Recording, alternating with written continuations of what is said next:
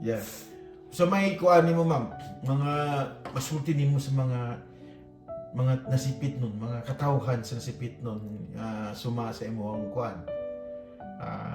Imong kaagi sa nasipit. So may makisulti nimo.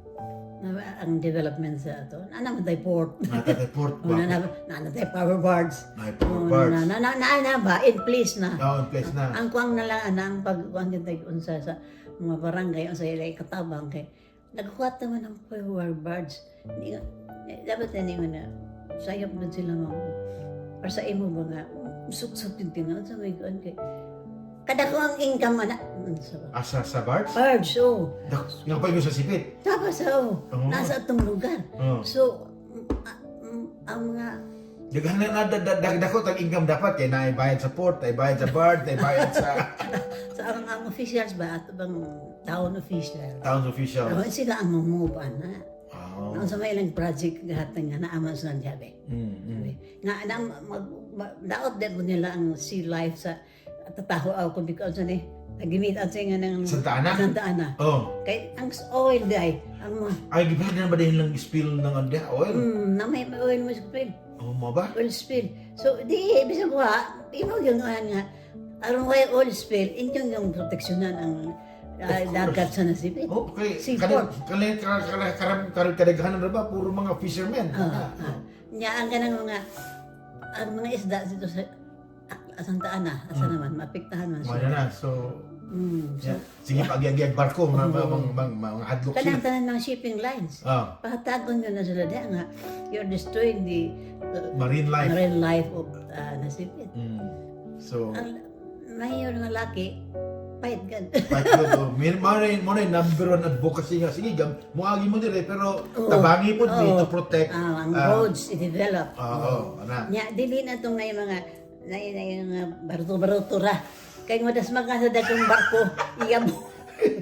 Di Ito ba? no, pero mo nakad mo nito dire lake regali na ato adiri ma'am no, pero naa sila yung mga pasara ni, mga boats Boats, nga. oo. Di ba? Nga mo kitera og to 3 passengers. Yes, at least nga very safe. Na tulo sila naka-income. Walay mga Pwede na gali na imong pasuloy-suloy sa mga kuan, mga stories diha na bugsa-bugsa. Oo.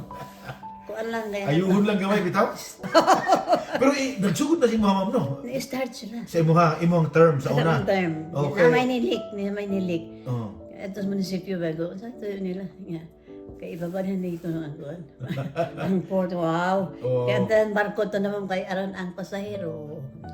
Oo. Kaayo ra siya pwesto dito nga bisan pag magbagyo magkuan Safe siya, kaayo kaayo. pag nakasilong din siya. Iistoryahan yun ko sa kakuan nga. You have the best The best. kanang port Oh. in the Philippines. Wow. Thank you. Swerte-swerte ba ang Of course. Yeah. At I'm lucky. So sa pamay sa pamay madumduman nimo nga major projects nga nagsugid dun sa imo nga kuan. Kato barge. Development sa port. Katong di ba kakahoy naman to sa unang port. Karon na semento na so nagsugid to si mo agad. Ang one development po ang Santa Ana. Ang Santa Ana. Oo. Kung ako to kanang bridge lang mo short lang ana mo kaagi ang mga tricycle. Kay mulikos man to sila Oo, pikas. man kaayo. Away bridge. Hadlok po ang traffic ba ng mga dagkong truck. So karon na bridge dito gyud nga pwede na Kinang ato ra agi ang pedestrian. Pedestrian og ang tricycle. Oh, so Ang bicycle nga one bicycle. Na dito di. Editor ba? Editor. O dayo sila sa aksidente. Yung tagmo nga ba't sila daw tayo. Oo.